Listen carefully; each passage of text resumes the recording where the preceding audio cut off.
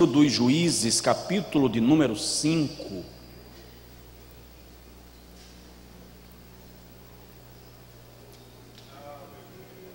Irmãos, eu acho muito extraordinário o quanto a Bíblia é linda, o quanto o texto é perfeito. Todo dia que eu vou me preparar para pregar, eu entendo a resposta do meu pai há 20 anos atrás, 22, quando eu perguntei para ele: no dia que eu terminar de pregar a Bíblia toda, eu vou pregar o quê? E ele disse: quando você conseguir pregar a Bíblia toda, você me faz essa pergunta de novo. Irmãos, a Bíblia é extraordinária. Eu já li o livro de Juízes, todos os capítulos, algumas vezes, mas nunca tinha visto isso aqui, ó. Capítulo 5, versículo 6 ao versículo 11. Nunca ter visto é nunca ter percebido a grandeza. 5, de 6 a 11. Nos dias de Sangar, filho de Anate, nos dias de Jael, cessaram os caminhos de se percorrerem, e os que andavam por veredas iam por caminhos tortuosos. Cessaram as aldeias em Israel, cessaram até que eu, Débora, me levantei, por mãe em Israel me levantei. E se escolhia deuses novos, logo a guerra estava às portas. Via-se por isso escudo ou lança entre 40.000 em Israel? Meu coração é para os legisladores de Israel, que voluntariamente se ofereceram entre o povo. Louvai ao Senhor. Vós, os que cavalgais sobre jumentas brancas, que vos assentais em juízo e que andais pelo caminho, falai disto. Onde se ouve o estrondo dos flecheiros, entre os lugares onde se tiram águas, ali falai das justiças do Senhor, das justiças que fez as suas aldeias em Israel. Então o povo do Senhor descia às portas. Diga amém. Se você não entendeu nada, diga assim: não entendi nada, mas amém. Pode dizer de novo: não entendi nada, mas amém. Pode sentar em nome de Jesus. Eu quero, antes de começar a falar desse texto, fazer uma declaração para a sua vida. Você é profeta e profetiza do Senhor para esta pessoa que está do seu lado e para a sua casa. Você diz amém? Olha esse texto antes de começarmos a explanação. Nos dias de Sangar, filho de Anate, nos dias de Jael, cessaram os caminhos de se percorrerem, e os que andavam por veredas iam por caminhos tortuosos. Não haviam mais estradas, esta é a expressão. Agora olhe para o seu vizinho e diga para ele assim: ainda que as estradas tenham acabado, Deus vai abrir caminho para você passar.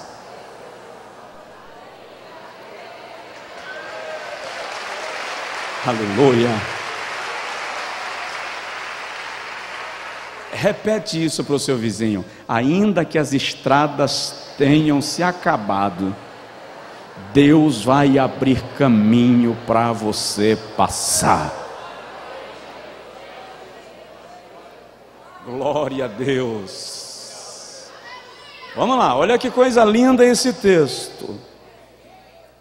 E se escolhia deuses novos, logo a guerra estava às portas. Diz aí para o seu vizinho: se você abandonar a Deus, tem guerra na sua porta. Por que tanto conflito? Por que tanta guerra? Por que tanta confusão? Abandonou o Senhor Deus, saiu da direção de Deus, tá? Aí logo a guerra está às portas. Vamos mais.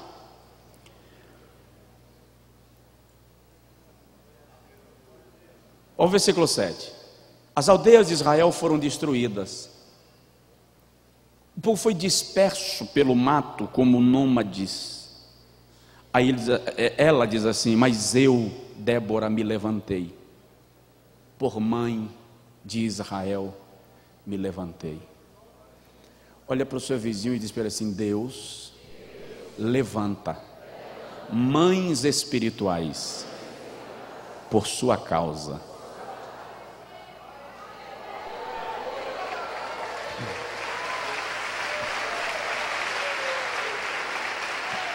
Por isso que eu digo sempre: não despreza a velhinha, não é a velhinha não, tá?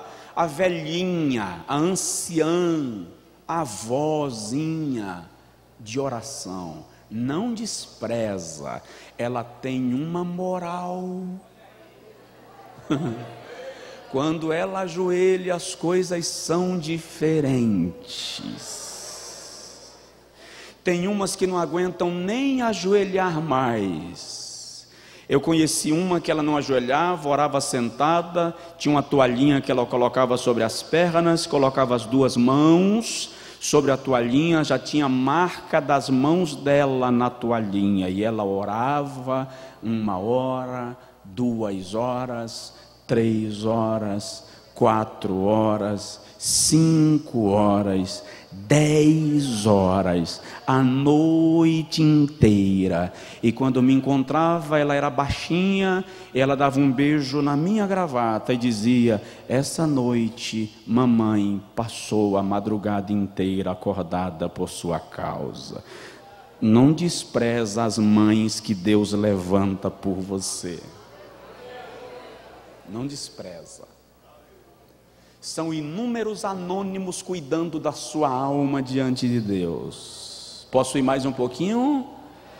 Olha o que ela diz aqui: meu coração é para os legisladores de Israel que voluntariamente se ofereceram entre o povo. Louvai ao Senhor.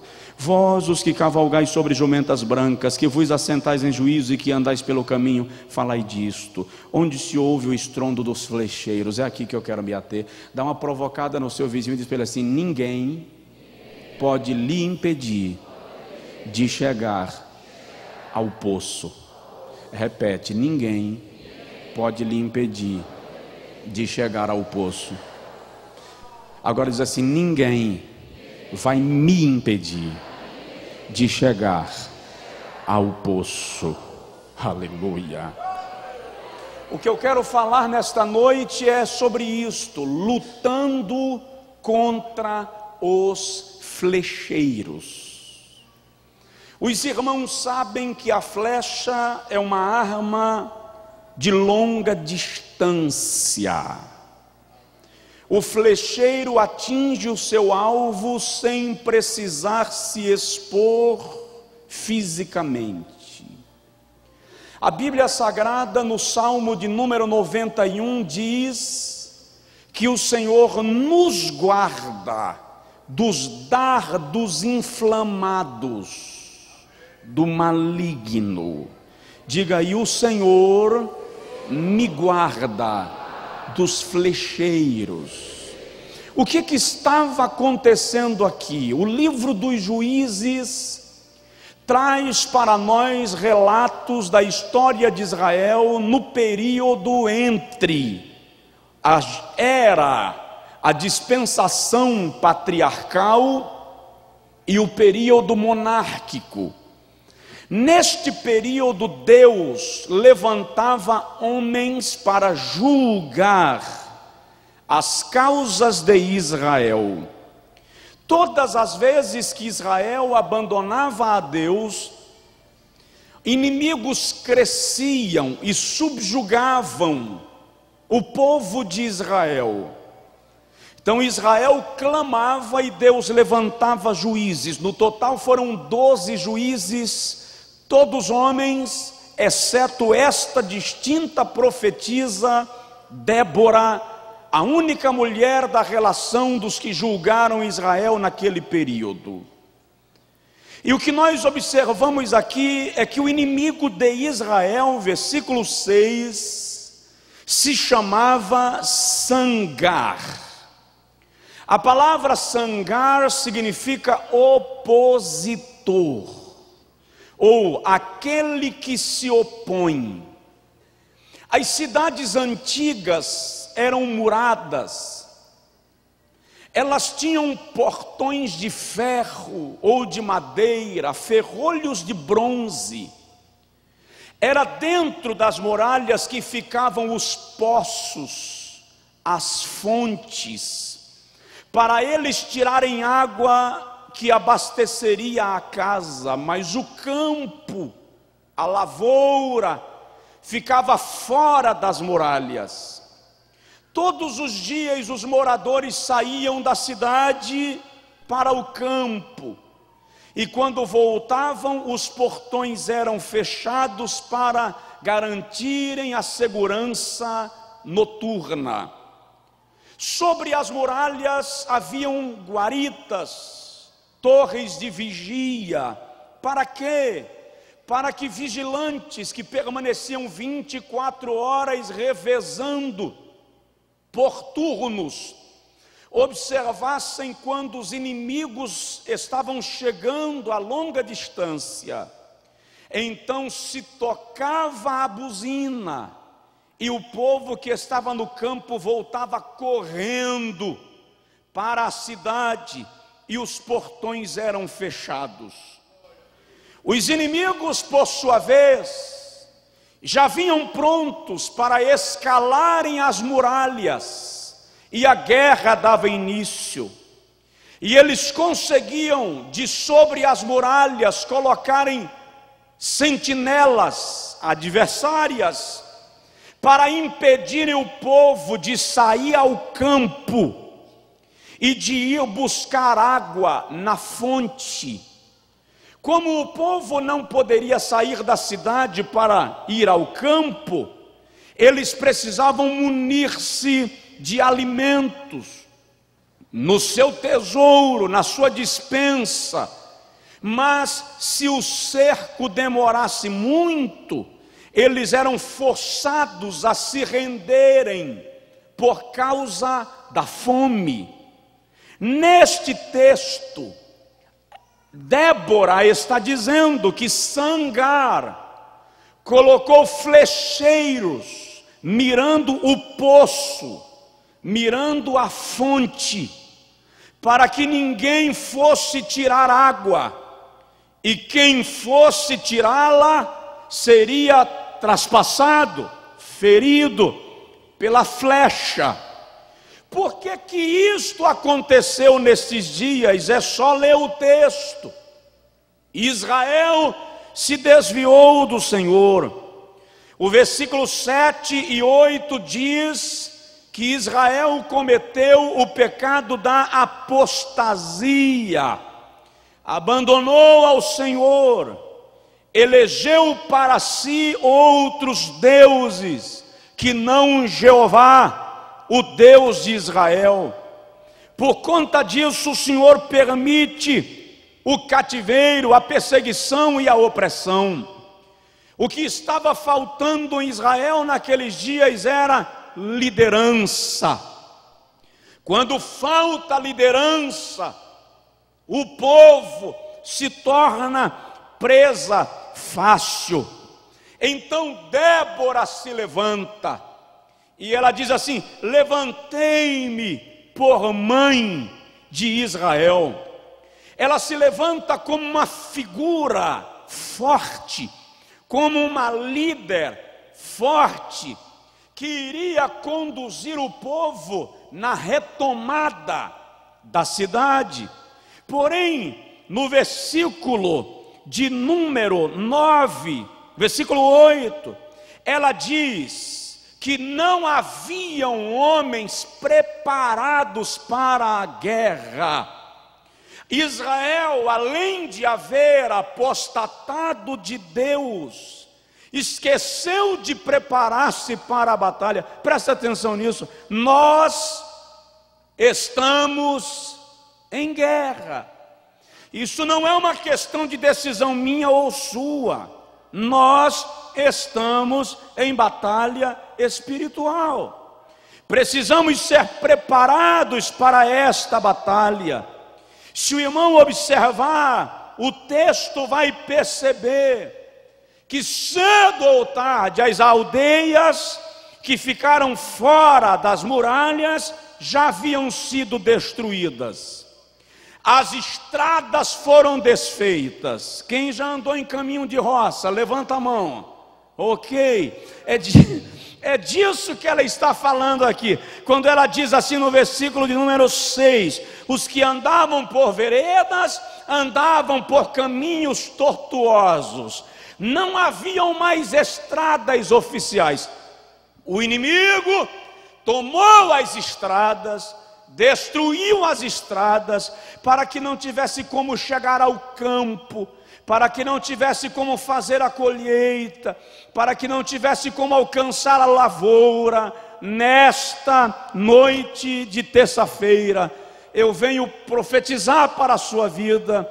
É possível que o adversário tenha destruído as suas estradas, que ele tenha destruído a sua lavoura, que ele tenha fechado caminho para você passar, mas Deus vai te levantar na força do seu poder para tomar os poços de volta.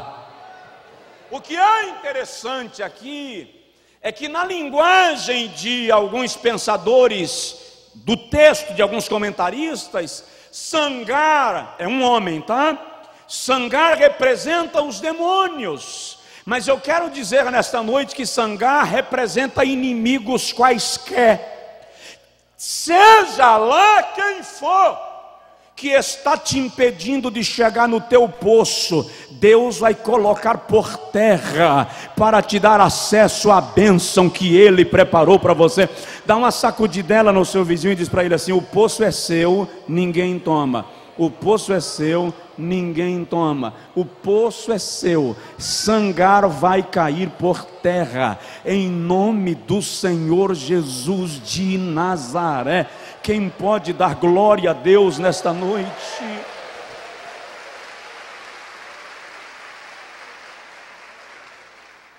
Aqui, portanto, o que observamos é a dificuldade de chegar ao poço para beber água.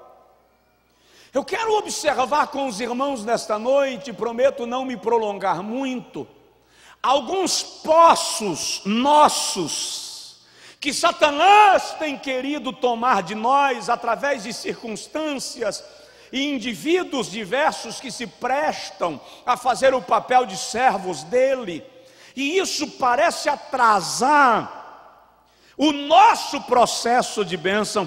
Lá em Gênesis capítulo 26, a Bíblia diz que Abraão, ao morrer, deixou para Isaque alguns poços, e os inimigos de Isaque vieram e tomaram os poços de Isaque. Aí Isaque foi embora para o deserto, e ao chegar lá cavou outro poço, e está escrito que os inimigos foram lá e entulharam os poços de Isaque.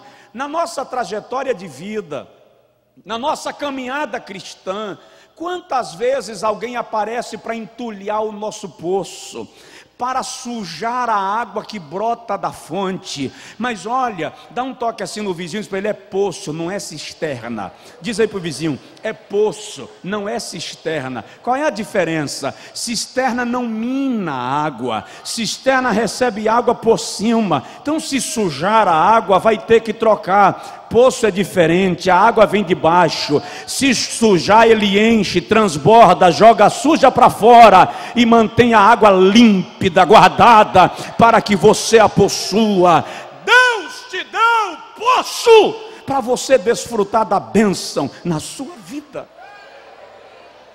Aleluia, aleluia. Flecheiros, onde se ouve o estrondo dos flecheiros, entre os lugares onde se tiram água. Aqui Débora está dizendo assim: parai de ter medo, levanta e vai para o poço, levanta e vai buscar água, não te acovarda. Ei, irmão, de novo aí, vai, provoca seu vizinho para ele: não tenha medo, vai para o poço, não tenha medo, vai para o poço, tem água para você. Que poço, pastor? Poço, vamos falar de alguns poços que o diabo pode ter colocado flecheiro contra você, mas Deus vai te usar para lutar contra os flecheiros nesta noite. O poço da palavra. Quanta gente que perdeu o ânimo de beber na fonte da palavra. Quantos pregadores que já não consultam mais a palavra para as suas pregações. Quantas igrejas que se reúnem para ouvirem cânticos e cânticos e cânticos, e lamentavelmente alguns desses cânticos também não professam a palavra. Quantos crentes que abrem a Bíblia no Salmo 91, coloca lá no criado mudo ao lado da cama como se fosse amuleto, e larga lá, e de vez em quando bate o abanador para tirar a poeira. E tem gente que já perdeu os óculos dentro da Bíblia. Mas nesta noite eu venho dizer para você, em nome de Jesus, que o flecheiro que está te impedindo chegar no poço da palavra vai cair, porque é a palavra quem aviva a tua alma, é a palavra quem fortalece o teu espírito. O salmista diz no Salmo 29: a tua palavra é pura, purificada 7 vezes no fogo. Salmo 39, versículo 3, o salmista diz assim: enquanto eu meditava, um fogo queimava dentro de mim. Salmo 119, 9 diz: como purificará o jovem o seu caminho? Vai ao poço da palavra, observando-o conforme a tua palavra. Salmo 119, 11 diz: escondi a tua palavra no meu coração, para eu não pecar contra ti. Jeremias 15, 16: achando eu as tuas palavras, logo as comi, e elas foram gozo e alegria para o meu coração. Vai ao poço da palavra, não deixa o diabo lhe enganar. Para de perder tempo com horóscopo, irmão, pelo amor de Deus. Para de consultar horóscopo, para de consultar leitor de mão. Um dia uma cigana na Praça da Sé chegou para mim e disse: ô Moreninho, deixa eu ler tua mão. Eu disse para ela: deixo, com uma condição: eu deixo a senhora ler a minha mão se depois a senhora me deixar ler a sua. Ela disse: e tu sabe ler mão? Eu disse: experimenta para a senhora ver. Quem te ensinou a ler mão? Eu disse: minha avó. Minha avó era índia, ela me ensinou a ler mão. Aí ela disse assim: então tá bom, então lê aí a minha mão. Aí eu peguei na mão dela, está escrito aqui, ó: miserável, cega, pobre, nua, alvo da graça de Deus, Jesus lhe ama. Ó, está escrito aqui. Se tu é crente, eu disse: lavado no sangue de Jesus. Aleluia. Vai para o poço da palavra, vai para a palavra. Provoca aí seu vizinho, diz: vai para a palavra, vai para a palavra. O irmão, desenvolve o santo hábito, vai, desenvolve o santo hábito. Traz caneta para esse culto, pelo amor de Jesus. Risca a sua Bíblia. Não quero riscar minha Bíblia não, que é nova. Traz papel, vai para o poço. A palavra vai revolucionar a sua mente, a Bíblia vai revolucionar a sua visão da vida, a Bíblia vai fazer uma alteração tão extraordinária na sua história, que você vai ser um antes dela e outro depois dela. Olha o que o Senhor diz: eu velo sobre a minha palavra para a fazer cumprir. Olha o que ele diz em Mateus 25: passarão os céus e a terra, mas as minhas minhas palavras não hão de passar. Vai para o poço. Vai para o poço. Sabe do que eu estou lembrando agora? Um dos episódios mais lindos do ministério de Jesus, Lucas 24, era domingo, final do dia, Jesus havia ressuscitado, Maria já tinha visto, Maria Madalena também, mas os discípulos não acreditaram muito, ninguém viu, então ficaram meio assim em dúvida. Aí lá vão dois apóstolos a caminho de Emaús, estou falando do poço da palavra. Diz aí para o seu vizinho: nenhum flecheiro vai lhe impedir de chegar no poço, nenhum flecheiro vai lhe impedir de chegar no poço. Lá vão dois discípulos para Emaús caminhando, e eles conversam assim: é verdade, rapaz, né? A gente até pensou que ele ia ser o rei de Israel, né? Que ele ia remir a gente, e tanta palavra bonita, e de repente tudo se perdeu. Aí um estranho se aproxima e pergunta para eles assim: acerca do que vocês estão conversando? Lucas 24. Aí um deles está meio estressado e diz assim: só tu és forasteiro em Israel e não sabes das coisas que nos aconteceram? Aí Jesus, fazendo-se de ignorante, pergunta: quais coisas? Eles dizem: acerca de Jesus de Nazaré, varão aprovado por Deus com sinais e maravilhas que Deus fez por meio dele, e como os judeus o entregaram à morte aos gentios. É bem verdade que ele disse que haveria de ressuscitar o terceiro dia? Se bem, hein, Cleopas, que aquelas irmãs lá falaram que ele já ressuscitou, mas a gente não sabe, conversa de mulher, viu demais, estava muito cedo, ninguém tem certeza, só depois que os apóstolos confirmarem. Aí Jesus diz assim: ó lerdos, nécios, lentos de raciocínio, tardios em aprender, não vos convinha que se cumprisse tudo, diga comigo, tudo que estava escrito. Aí a Bíblia diz, olha que coisa linda, o aluno de teologia, a Bíblia diz que Jesus deu para eles uma aula de Pentateuco e de profetas maiores e menores. Eu queria estar nessa sala de aula, Jesus com um giz na mão, riscando no quadro negro e me explicando lei mosaica e Pentateuco. Quando chegaram em Emaús, Jesus fez de conta que ia passar direto. Aí eles disseram assim: olha, está tarde, dorme aqui com a gente, amanhã você segue. Jesus aceitou o convite. Provoca seu vizinho e diz para ele assim: Jesus aceita seu convite. Jesus aceita seu convite. Jesus ficou em Emaús. Na hora de comer em Israel, quem faz a oração é o visitante. Aí Jesus, com licença, toma o pão à mão conforme o costume e diz assim: graças te dou, ó Pai. Os discípulos pensam rapidamente: eu conheço essa oração. Quando eles abriram os olhos, Jesus não estava mais lá. Aí eles voltam correndo para Jerusalém, e um diz para o outro assim: porventura o teu coração não queimava, não ardia, quando ele nos abria a palavra? Ei, se você for para o poço, teu coração pega fogo. Se você for para a palavra, tua alma queima. Levanta assim a sua mão, por favor. Eu quero, em nome de Jesus, profetizar que o poder da palavra vai gerar fogo no teu coração esta noite, em nome de Jesus de Nazaré. Recebe agora o fogo que a palavra gera para a glória de Deus. Aleluia! Diz aí para o vizinho: vai para o poço, vai para o poço, vai para o poço. Aleluia! Lute contra o flecheiro. Essa luta que você tem para ler a Bíblia é o flecheiro. Rebate-o. Pastor, quando eu começo a ler a Bíblia, dá um sono violento, é o flecheiro. Repreende ele em nome de Jesus. Pastor, quando eu começo a ler a Bíblia, dá uma confusão mental, é o flecheiro. Expulsa em nome de Jesus.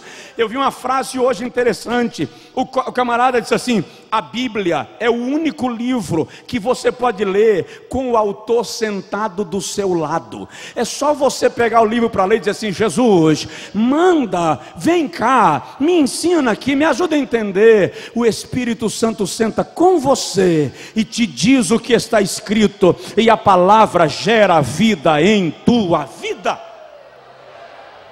Vamos lá, eu quero agilizar. Segundo lugar, o segundo poço que o flecheiro quer tomar de você: poço da fé. Eu vou lhe perguntar, como é que anda a sua fé nestes dias de tribulação? Como é que anda a sua fé nestes dias de dificuldade? Eu vou fazer uma pergunta mais objetiva: como é que anda a sua pressão quando a luta vem? O milagre é para ontem e hoje já é meia-noite, o milagre não chegou ainda. Aí você dá enxaqueca, fica azoado, dá dor no corpo inteiro. Como é que anda a fé aí, querido? O flecheiro quer tomar a tua fé. Deixa eu te dizer uma coisa: a tua fé tem que ser ativa, a tua fé tem que ser focada no Deus que nunca falha. A sua fé tem que estar no Deus que não nega bem algum aqueles que nele temem. Diga comigo assim: Senhor, eu confio na tua fidelidade. Como o diabo quer abalar a nossa confiança em Deus. Aí eu gosto muito de Romanos capítulo 3, quando a Bíblia diz que Abraão creu contra a esperança. Não tinha mais chance, ele tinha 100 anos. Sara já havia passado da idade das mulheres do período fértil, era estéril para acabar de completar a situação. E Jeová diz assim: você vai ter um filho. E Abraão crê. Aí o escritor da Epístola aos Hebreus, no capítulo 11, versículo 6, diz assim: sem fé é impossível agradar a Deus. Não adianta jejuar se você não crê. Não adianta passar uma noite de joelho. Vai para o monte orar, para quê? Sem crer? Você vai perder uma noite e ainda corre o risco de voltar gripado. Agora, se você crê, querido, pode falar com Deus, porque Deus é da natureza divina. Ele honra a fé daqueles que nele esperam. Aleluia. Diga comigo assim: o meu poço, a minha fé não será tomada. Não será tomada. Agora dá uma olhadinha no seu vizinho e diz para ele assim: ouse crer. Ouse crer. Ô irmão, deixa eu te falar uma coisa. A questão do poço da fé, a fé tem que estar dentro de você. Deus está em você, você pode crer nele. A fé tem que estar aí. Tem situações na vida que não dá tempo ligar para o pastor fazer uma oração, não dá tempo ligar para aquele irmão de oração orar por você, não dá para colocar um CD no carro para ouvir uma pregação de 40 minutos para aumentar a fé. A fé precisa estar aí dentro de você. Coloca ela em prática na tua vida, exercita a fé, não deixa o flecheiro da dúvida lhe atingir.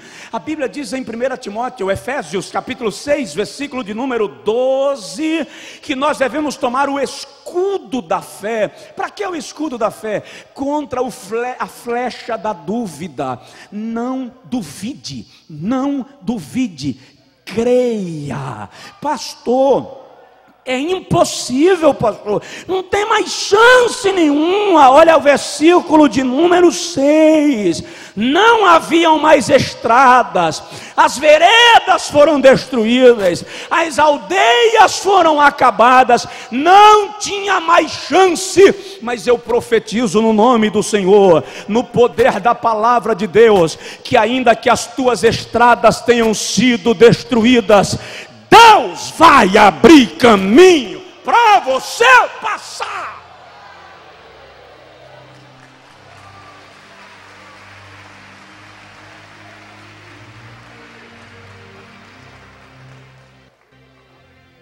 Diz aí para o irmão do seu lado: eu vou chegar lá, tá? Eu vou chegar no meu destino. Diz aí para o seu vizinho: eu vou chegar no meu destino. Pode ter algum sangar por perto, dizendo assim: chega não. E diz assim: chego porque Jeová disse que está levantando gente que vai me adotar espiritualmente, tá?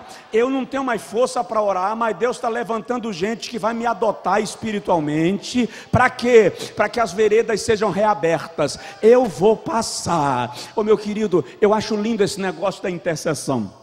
Acho extraordinário esse detalhe da intercessão, porque você está na luta, e não adianta, quando você está na luta, você vai ajoelhar para orar, só consegue falar da luta. Incrível que na luta a gente não adora, a gente fala da luta para Deus, como se Deus não soubesse. Aí o que acontece? Deus levanta alguém em casa, camarada deitou hoje, dizendo, vou dormir a noite inteira, e Jeová diz, vai não, porque eu estou precisando que você ore por alguém. Levanta e vai orar pela minha serva, porque eu preciso que ele vença, que ela vença. E Deus vai levantando estacas de sustentação. Deus tem algumas torres, algumas sentinelas acesas por tua causa. Eu vou repetir, Deus tem algumas lamparinas acesas por tua causa. Tem gente acordado enquanto você dorme, porque Deus não te deixa só.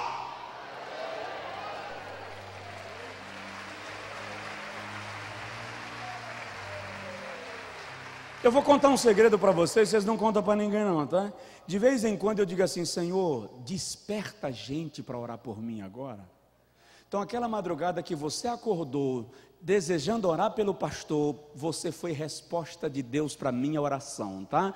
Porque de vez em quando eu digo, Jeová, provoca alguém, tira o sono de alguém para orar por mim, que eu sozinho não dou conta, tá? Não se afaste do poço da fé, não entregue a sua fé.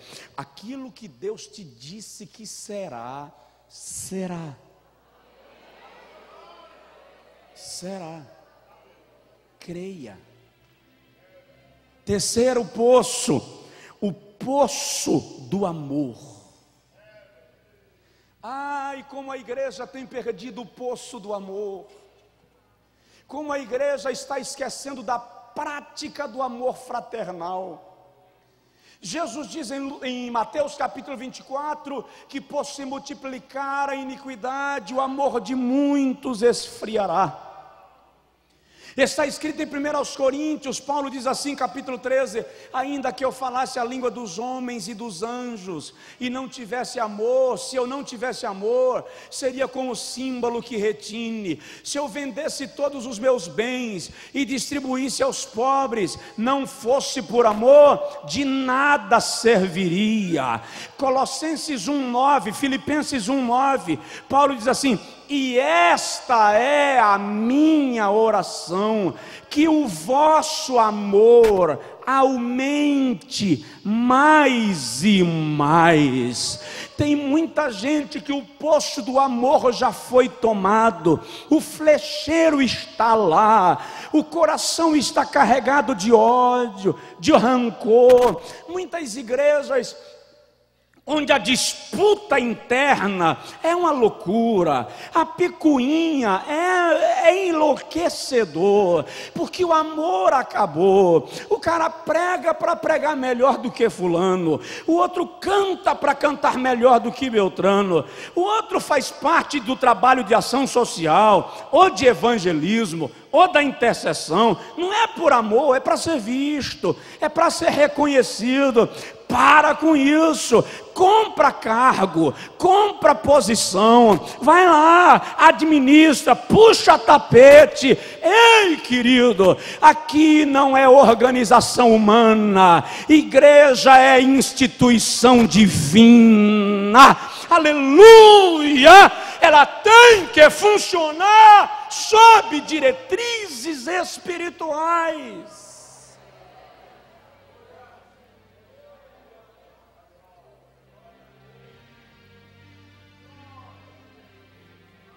Coloca o amor em exercício. Larga a mão de birra boba. Tem crente que parece menino brigando pela gude. Quando eu era menino, queridos, olha, deixa eu contar uma coisa para vocês aqui. Eu digo para os jovens direto, vocês louvam a Jesus um bocado, vai, canta. Quando eu era menino era pecado jogar bola. Eu não pude jogar bola, eu não sei jogar bola. Uma única vez que eu entrei num campo e consegui, com 5 minutos de jogo, eu fiz um gol. Tinha goleiro na trave. Eu fiz um gol. Quando eu acabei de fazer o gol, eu disse, quero sair. Aí o pessoal disse, não, o senhor acabou de fazer o gol, vai ser, isso é claro, o próximo vai ser contra, meu amigo. Aqui foi um erro. Eu chutei para a lateral e entrou na trave. Tá? Então na minha época não podia jogar bola, era proibido jogar bola, mas tinha sempre aquele menino, o dono da bola, que ele chegava querendo manipular o jogo, ele decidia de qual time ele ia fazer parte, aí ele fazia parte do time X, e o time X começava a perder, como ele era o dono da bola, ele dizia, não, agora eu vou passar para o time Y, porque a bola é minha, se não deixar eu levo a bola embora, a bola aqui não é sua, ninguém é dono de nada aqui, Jesus é dono da igreja, é Senhor da igreja.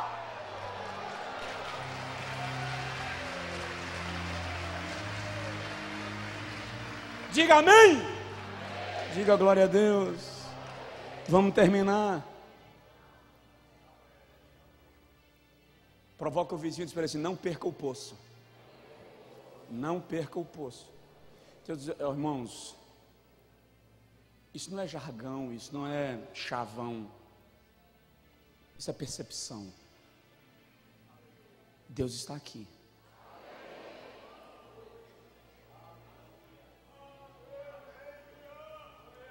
Eu conheço Deus. Eu sei quando Ele está perto. Eu vejo Deus querendo tocar em pessoas para gerar milagres tão extraordinários. Mas tem uma coisa nessa igreja que a gente vai precisar jogar no balde de lixo: dispersão. Às vezes estamos no culto, mas estamos com a mente tão dispersa que Deus chega perto de você querendo liberar o milagre e você não percebe que Deus chegou perto de você. Aleluia.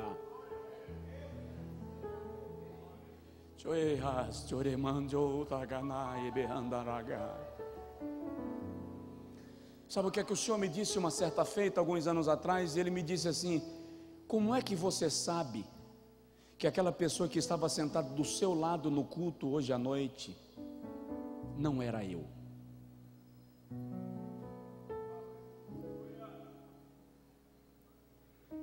Fica atento, não deixa ninguém roubar teu poço. O diabo quer tirar de nós, o flecheiro quer tirar de nós o poço do Espírito Santo. Quem crê em mim, como diz as Escrituras, rios de água viva fluirão no seu interior. Quantas vezes o diabo te enche tanto de dúvida, que quando você vai receber o poder e a graça de Deus, pela ação do Espírito, a dúvida é tão grande, que você se trava. Deus quer te usar, mas o protocolo não deixa. Você tem tanto questionamento na sua cabeça, que o flecheiro impede você beber do rio que jorra do altar de Deus. Eu já vi pastores, e eu tenho que admirar, são pastores pentecostais, que dizem assim: cuidado com as emoções, irmão, porque a emoção não é de Deus. Meu querido, pelo amor de Jesus de Nazaré, fala sério. Deixa eu te explicar um negócio do Antigo Testamento. O sacerdote, todas as vezes, o sumo sacerdote, entrava no lugar santo dos santos uma vez por ano, tá? Ele tinha que colocar a indumentária, as vestes sacerdotais, e as vestes sacerdotais compunham-se também de campainhas de ouro e campainhas de romã. Para que a campainha de ouro e a campainha de romã? Porque ninguém podia entrar no lugar santo, todo mundo ficava lá do lado de fora, no arraial, e o sacerdote entrava para adorar a Deus pelo povo. Só que quando o sacerdote sentia a presença de Deus, eu te pergunto, dá para sentir a presença de Deus e ficar quieto? Fala a verdade, vai lá, robôzão, dá para sentir a presença de Deus e ficar engessado? Não dá, querido. Então quando o sacerdote sentia a presença de Deus, ele começava a vibrar. Quando ele vibrava, as campainhas tocavam, e o povo ouvia lá fora o barulho da campainha, e o povo dava brado de glória a Deus. Não deixa ninguém formatar a sua adoração. Culto tem liturgia, adoração não, é individual, é pessoal. Coral tem maestro, o maestro da adoração é o Espírito Santo. Na adoração você levanta se você quiser, mesmo que o povo esteja sentado. Se você quiser ajoelhar, você ajoelha. Se der vontade de rir, você ri. Se der vontade de chorar, você chora. Se der vontade de aplaudir, aplaude. Chega de culto formatado, aquela coisa bonitinha, bem feitinha, tabelada, feita para agradar e satisfazer alguém. Não deixa o flecheiro tomar o poço da plenitude de Deus na sua vida. Diz aí para o seu vizinho: mergulha, porque a água está correndo. Mergulha, porque a água está correndo. Mergulha, porque a água está correndo. Mergulha, porque a água está correndo. Oh, aleluia. Eu fui pregar na igreja em Seabra alguns anos atrás, e no domingo pela manhã eu fui orar para Jesus batizar no Espírito Santo, e vieram à frente 14 irmãos para receber. E tinha um irmão presbiteriano tradicionalíssimo. Depois ele me disse que na hora que eu chamei os irmãos à frente, ele pensou: prestou até agora, de agora em diante não presta mais. E saiu. Aí vieram 14 à frente. Jesus batizou 14 com o Espírito Santo, mas Jesus queria batizar 15. E Jesus sabe contar. Sentiu falta de mais um, foi buscar lá fora. Ele veio da rua pulando, falando em línguas estranhas, cheio do poder de Deus. O flecheiro não vai lhe atrapalhar. Diz para o seu vizinho: o flecheiro não vai lhe atrapalhar. Aleluia. Diz aí para o outro vizinho: Deus disse que vai te usar e Ele vai te usar. Deus disse que vai te usar e Ele vai te usar. Eu estou profetizando que Deus vai usar criança em profecia aqui. Eu estou declarando que você vai ser curado sem eu orar por enfermos. Enquanto eu prego, vai ter gente vomitando enfermidade. Prepara para ver. Deus me disse esses dias que enquanto eu estiver pregando, paralítico vai levantar e andar sem ninguém tocar nele, pelo poder da palavra de Deus.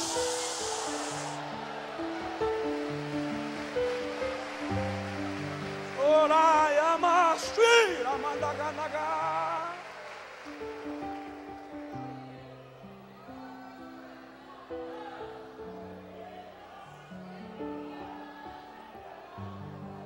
Aleluia.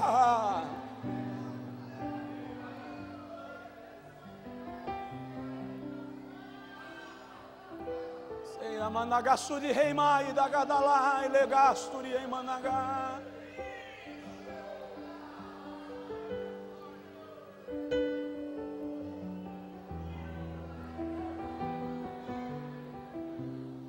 Não interessa para o diabo que você seja cheio do Espírito Santo. Ele não quer que você receba essa autoridade, essa intrepidez.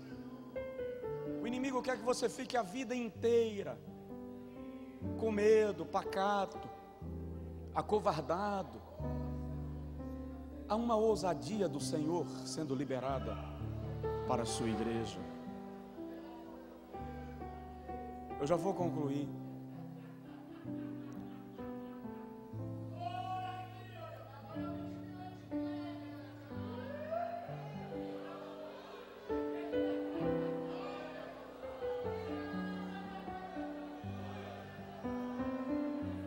Eu já falei com Jesus que eu estou esperando o dia que o poder vai cair e você não vai conseguir ficar olhando para mim.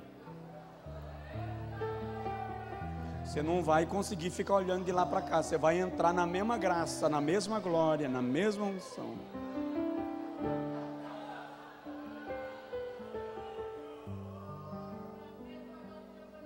Levante assim a sua mão comigo. Diga comigo: Senhor, eu recebo a autoridade no nome de Jesus para desfrutar do poço. Amém. Agora, estende a mão em direção à pessoa do seu lado, rapidinho, e ministre uma palavra de unção e autoridade sobre ele, sobre ela. Ministra aí, ministra o que Deus colocar na tua boca, o que Deus colocar na tua boca. Se sair em línguas estranhas, não tem problema, deixa que o Espírito Santo se encarrega.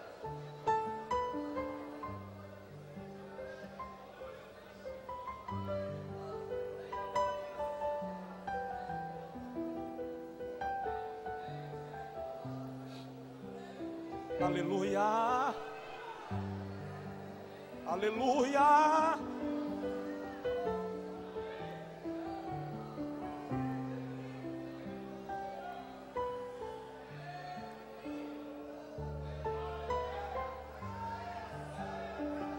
O flecheiro não vai lhe impedir. Eu vou concluir o último poço que eu quero compartilhar esta noite. Poço das finanças. O poço das finanças. Sabe o que é que o Senhor me ministrou hoje à tarde? Assim como o diabo quer atrapalhar a tua vida espiritual, assim como o diabo quer atrapalhar a tua fé, assim como o diabo quer atrapalhar a tua paz, ele também quer colocar o dedo na tua prosperidade. Ele quer que você não chegue ao poço do milagre que Deus reservou para a sua vida. E muitas vezes nós não percebemos. Eu não estou pregando aqui a prosperidade fantasiosa do pisa e toma posse. Eu estou pregando a prosperidade bíblica que diz: o Senhor é o meu pastor, nada me faltará. Projeta para mim Gênesis 49, 23 e 24. Eu falei desse texto domingo aqui sobre José. Poço das finanças. O inimigo está querendo impedir a prosperidade da sua vida, a prosperidade da sua casa. Sabe por quê? Porque se você não prospera, a sua família não prospera, e a igreja não alarga as tendas. Quanto maiores forem os nossos projetos, mais investimentos vamos precisar para eles, e o inimigo não quer que isso aconteça. Mas eu venho, e nesta noite Deus me deu a autoridade para declarar que o flecheiro que tapou o teu poço vai cair e a porta vai se abrir em nome de Jesus. A porta vai se abrir. A porta vai se abrir.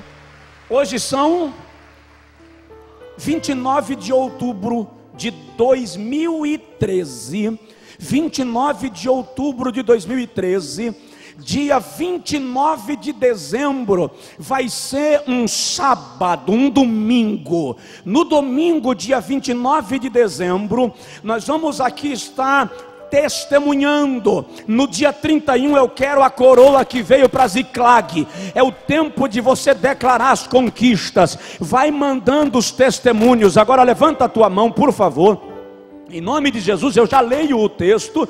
Em nome do Cordeiro de Deus, o flecheiro que dominou o poço das finanças na tua vida está caindo por terra em nome de Jesus. Eu profetizo livramento dos juros dos agiotas. Eu profetizo livramento dos juros do cheque especial.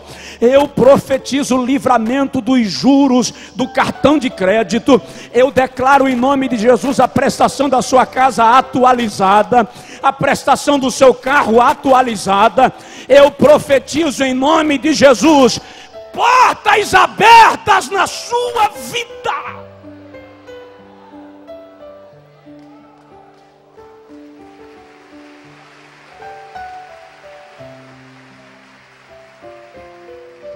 Olha o que Jacó diz a José: os guerreiros, os flecheiros lhe deram amargura, e o flecharam, e o aborreceram. Presta atenção nisso. Às vezes a flecha atinge o justo. Diz aí para o seu vizinho: às vezes a flecha atinge o justo. Às vezes o justo é traspassado. Às vezes o justo é ferido. Mas o seu arco se mantém forte. Diga comigo: meu arco se mantém forte. E os braços de suas mãos foram fortalecidos, olha que coisa linda, pelas mãos do valente de Jacó. Dá uma sacudidela no seu vizinho e diz para ele assim: quem vai te fortalecer é o valente de Jacó. Quem vai te fortalecer é o valente de Jacó. É o valente de Jacó. Quem pensa que você vai morrer, vai ver Deus te fazer emergir das águas com força, poder, glória, autoridade, em nome de Jesus de Nazaré. Fica de pé por gentileza, quem puder. Em nome de Jesus de Nazaré, eu quero lhe convidar a se apropriar da palavra de Deus para a sua vida. Em nome de Jesus. Há um milagre de Deus para você. Irmão, Deus é Pai, amém? Seja mais ousado, diga assim: Deus é o meu Pai. Repete: Deus é o meu Pai. Olha o que ele diz para o filho mais velho na parábola do filho pródigo: tudo que é meu é teu. Você vai fazer um pacto com Deus hoje. Você vai dizer para o Senhor: olha o que Jacó fez: de tudo que tu me deres, eu te darei o dízimo.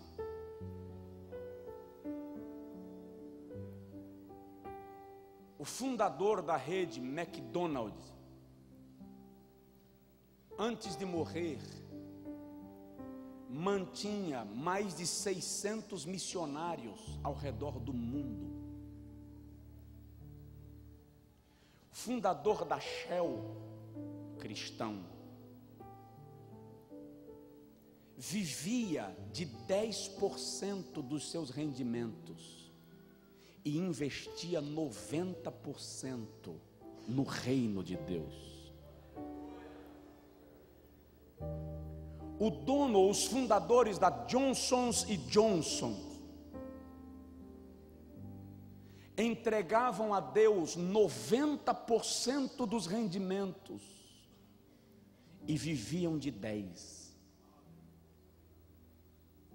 Deus não te abençoa para você ser mesquinho. Deus te abençoa para que você seja liberal. A tua prosperidade é na proporção da tua liberalidade. Para que tirar o flecheiro do poço das finanças, se você vai tirar o flecheiro e colocar um escorpião, uma cobra? O Senhor abrirá portas sobre ti, para que o teu coração se volte para o seu reino. O que eu quero fazer para Deus a partir desta igreja não é pouco e não demanda pouco dinheiro. Eu quero, em nome de Jesus, que esta igreja cresça e invista em lares de idosos, creches, hospitais, bases missionárias ao redor do mundo. Vamos fazer cruzadas para milhares e milhares de pessoas. Mas o Senhor só vai colocar isso na nossa mão quando o nosso coração estiver na mão dEle.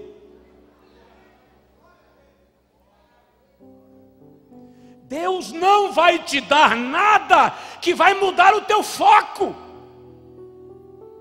O Senhor não vai te dar uma bênção que vai tirar Ele do foco e a bênção virá o alvo.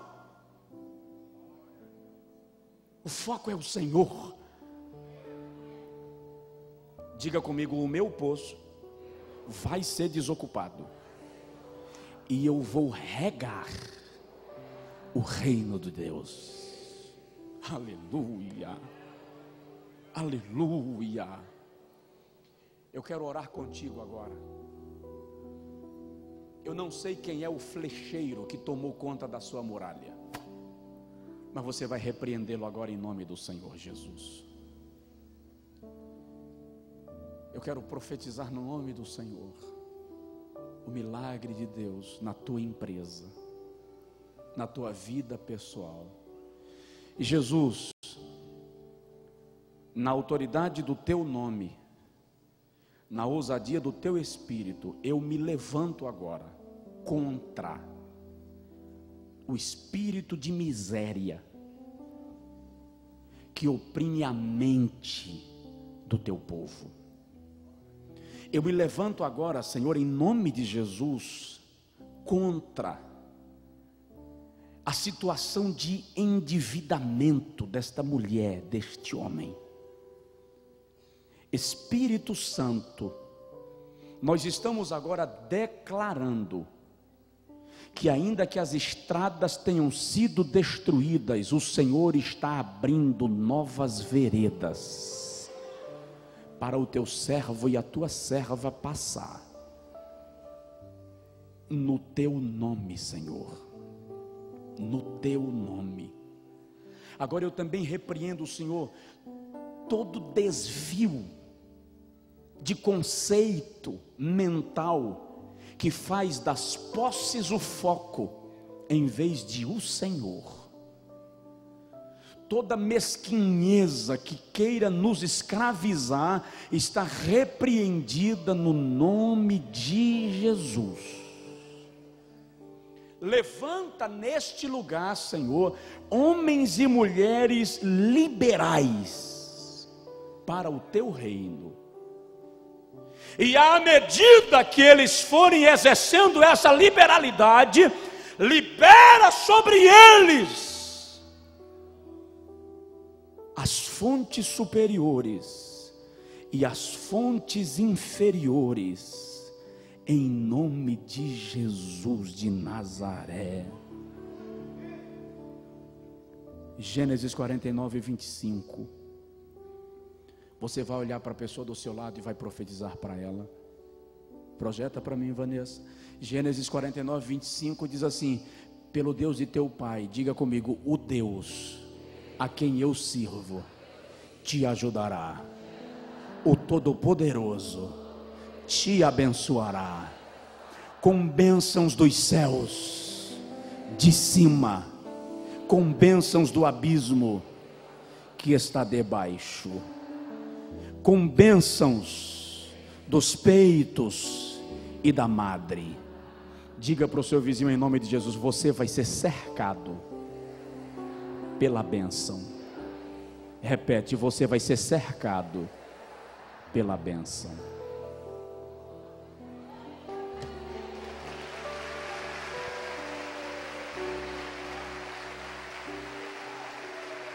Você vai ser cercado pela bênção. Agora diga assim: Senhor, eu recebo